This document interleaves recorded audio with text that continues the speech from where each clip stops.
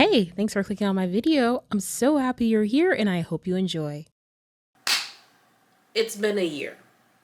Yeah. I still remember back in January of last year, me and my roommates had the idea of watching the Velma show because it was being talked about so much at the time. You know, we were a little bit curious, and I'm trying to figure out how to say this without sounding like I'm trying to be over dramatic for YouTube or whatever, but genuinely, this was the absolute worst viewer experience I have ever had when watching a show or even a movie on that note. Like, we were legit angry that we wasted our time watching this show because it was so bad, and it wasn't even funny bad. And this viewer experience was so common, and the show ended up becoming so popular that it got renewed for a second season. Well, I have no idea when that's supposed to be a thing. I want to take a look at this show 1 year later, specifically taking a look at the people that were behind the show and its reception, go over why I personally think the show isn't so great, and then attempting to bake something that's better than what we got. And entertain me for a sec. I know that's not exactly like super difficult, but hear me out. But before we jump into the video, if you're not new here, hi, and if you're new here, hi, my name is Liz and welcome to my channel where I talk about all things entertainment, including movies, TV shows, animation, especially anime, etc. Nothing safe from me. I'm so happy that you are here and that you're watching my video, and on that note, let's get into this. While most people credit the writing of the show to Mindy Kaling, especially because she is the lead voice actor of the titular character Velma, she is not the one that is solely responsible for this what we got. That credit also goes to someone by the name of Charlie Grandy, who has worked with Velma.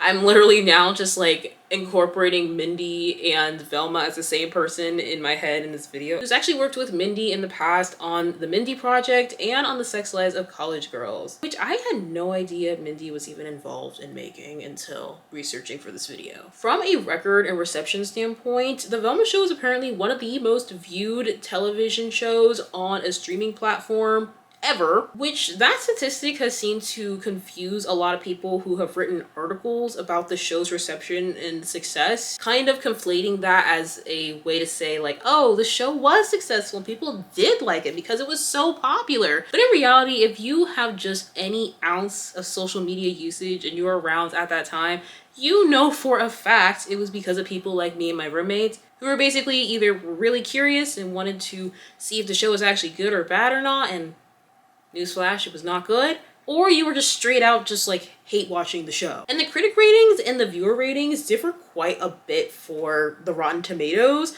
with the critic rating sitting right now at 39% and the viewer rating sitting at 7%. But despite this, the Velma show has been renewed for a second season, and the crew has continued to stand by the show. They are sticking by their guns and responded to the criticism by basically not really listening or just accepting it. I don't know even a word to say for it. You'll say in a second. Grandy has commented on the show's criticism by saying, the original Hanna-Barbera shows are still up there to watch. We're not erasing the originals. We just want to be a little ice planet on the outer regions of the Scoobyverse. You'll notice this theme with all the other interviews that I'm covering, where they're kind of sticking on the side of this is separate, this is a different thing, it's not supposed to be like the originals, it's not erasing the originals, and that's basically been their excuse for literally everything. Sam Richardson, the actor who plays Norville, has commented and said, my Shaggy or Norville is going to be completely different than Casey Kasem's, Matthew Lillard's, I'm so sorry if I say any of these name wrongs, oh my goodness, or Will Forte's, so it wasn't going to ever be the same. I wasn't taking cues from previous performances, although I know them. I was really making Norville what it is in the script and what is in the idea for the show for Velma. Okay, so he again is sticking to the guns of it's its own thing, it's its own property, completely separate from what you've seen in the past. And lastly, Glenn Hawthorne, who voices Fred, has said, "My approach was exactly what you just said, Sam," in reference to Norville's actor. "My knowledge of the show came from having seen so many,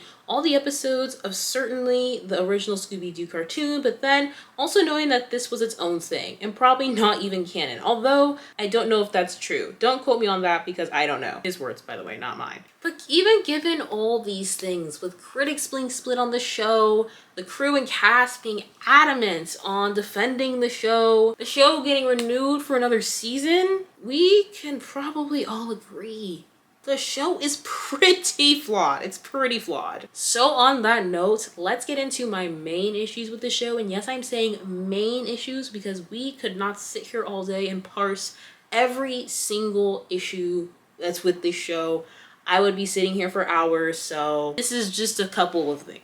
Number one, the characters felt so different from the originals that this show could have literally just been its own separate show without needing to slap a Scooby-Doo label on it. If you took away the Scooby-Doo label, changed the name of the characters, you wouldn't even have me guessing that this had anything to do with Scooby-Doo, except for like the mystery solving aspect. Because these characters do not feel like the Scooby-Doo characters that we know and love. And of course, yes, the crew has been adamant on this fact that this is supposed to be different in its own, like Grandy said, ice planet and in the far off Scooby-Verse. But Grandy, just because y'all have all decided that this is gonna be different, it's not its own thing, y'all, it's not the same, audiences do not have to accept that, especially when it feels like such a disservice to the original characters. It almost feels disrespectful to the original characters, so much so that you don't have me rooting for any of these characters. Like, these characters are very easy to hate that were created in this show, which are for the reasons that I'm about to say as my second reason as to why this show is not good. The show tried to be self-aware by addressing like stereotypes and like tropes that they were adhering to, but still use the tropes and stereotypes in the show. For example, Norville is black and is a stoner, like, except for I guess like Shaggy was a stoner. And as Norville says, I will get into this later, something to do with drugs, which I hate. Velma is South Asian and ugly, which is a stereotype that is commonly associated with South Asian women for some reason, which is beyond me because I think South Asian women are beautiful. So, like, have y'all seen Daisy Woman on like a wedding day? Really? Where is this trope coming from anyway? No one of any specific race is ugly. Daphne is East Asian and is over-sexualized, something that's commonly done to East Asian women, constantly being over-sexualized. The characters are like this. This is their character. And just because y'all comment on that and say, I'm not gonna be the trope of the over-sexualized Asian woman, it's still there. The character is still being over-sexualized. And it's like, it's a problem. And I know that this is going to be something that not everyone agrees with. I don't care. But this is also why I wouldn't define the show as woke. A lot of people use the word woke. It's an old term that has been recently being tossed around with new meanings that honestly, you couldn't even sit here for 5 seconds and agree on it. There's not really one universal opinion nowadays. But going along with the older and traditional definition of woke, it's supposed to be a social commentary on something. It's supposed to be more progressive, supposed to be pointing out the problems with our society, or even trying to uplift groups who have not been widely represented in our society in a more positive and unseen fashion. This show is adhering to old as time stereotypes about specific races. Everything that I just mentioned about those 3 ethnicities are things that have gone back to the 20th century. I wouldn't consider that particularly progressive. Yes, there's the race swapping aspect, and I know that's why everyone would call it that, but they don't do a service to any of these characters to even make the show redeemable. And even going more into that, specifically talking about Mindy Kaling, I learned a lot last year when this show was in its prime. When I say prime, I mean popularity prime. I don't think there was ever really a prime. A lot of South Asian people were coming out and talking about their feelings about Mindy Kaling, which I had no idea about. And how, and this is definitely reflected in the Velma show, She's someone who, when it comes to writing her characters, or honestly mainly just her in stuff, as either a self-insert character or just a, you know, it's just her. They're often incredibly either critical, sometimes even embarrassed, will make fun of their South Asian heritage, these characters that she makes. It's not particularly like progressive and feeling prideful of that South Asian heritage. And you see that in Velma's character, to the ire of so many South Asian viewers who are just looking for some, you know, normal representation out here. And she's out here just, in their opinion, taking things a couple steps backwards. If you're South Asian, Daisy, let me know what your thoughts are on this. My next issue is that the show's not funny at all. Like, not even one bit. For a show that's supposed to be an adult comedy, I don't think I laughed a single time. There was way too much meta humor, which I referred to a little bit earlier. So this is just like self-aware humor. On TV shows, the malt shop owner is always a friendly black man or a spicy and meatball Italian.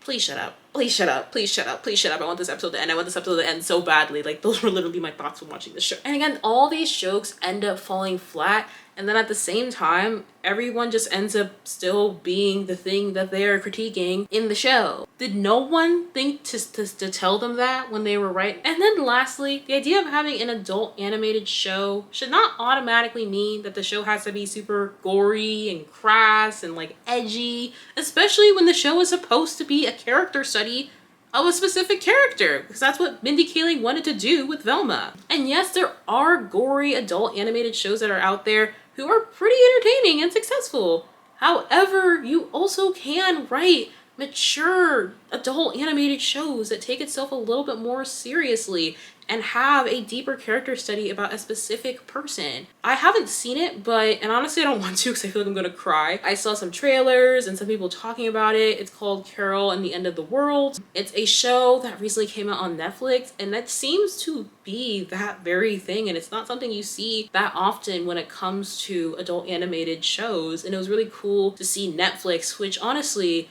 Netflix is like on the top dogs right now when it comes to animated TV shows, movies, etc. And this very much could have been that show. And speaking of what could have been for this show, let's dive into my rewrite of the Velma show. But I first wanted to say, again, thank you so much for watching. And if you want to see more videos like this, please consider subscribing. I am so appreciative of everyone who's subscribed so far. At the point that I'm recording right now, I'm sitting just above 500 subscribers, which is super amazing to me. But I will not delay this anymore. Let's get into my rewrite with the following criteria, by the way. It's very clear what the crew wanted this show to be, which is two things.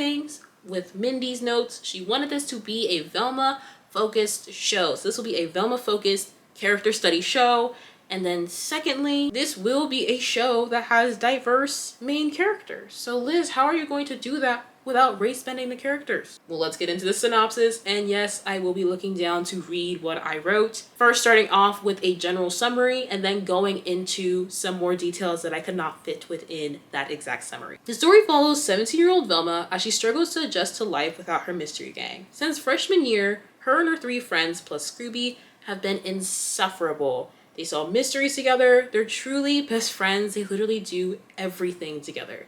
But one day, her dad drops a bombshell just before her junior year. For her junior year of high school, they're moving across the world to accommodate for his job. Now facing her junior year without her gang, Velma struggles to realize her true self outside of the identity of the mystery gang. The show follows Velma's junior year abroad and a journey to find herself, making new friends, and with the help of those friends, solve mysteries that have plagued her new home for decades, or even centuries. So now let's get into some of the details I was not able to fit within that synopsis. So number one, in order to make the show a little bit more diverse, Velma would move to a place that has a pretty diverse population, so her friends would naturally reflect the place that she moved to. I think it would be really fitting if her dad had a government or embassy job and moved to a place like Singapore or Japan. I think especially Japan, that would be pretty perfect since they do have, they being the United States, a very strong military presence in Japan, specifically in Okinawa, which has resulted in a very diverse population